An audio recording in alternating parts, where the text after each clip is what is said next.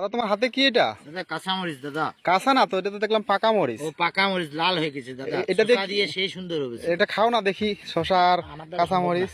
কেন? খাবো নাকি শসা হইলে খায়? কই শসা? হ্যাঁ বেটা, এটা করলা। কেন? ওই যে ভিতরে শসা পাওয়া গেছে করলার সাথে। এই যে দেখেন, এটা যৌথ ফ্যামিলি তো। যৌথ ফ্যামিলি একসাথে করলা আর শসা। এই যে কাঁচা করলা আপনাদেরকে দেখাচ্ছি। আবার গাইস দেখেন এদিকে পাকা ধান।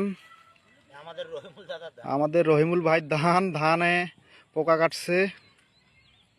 এই দেখুন,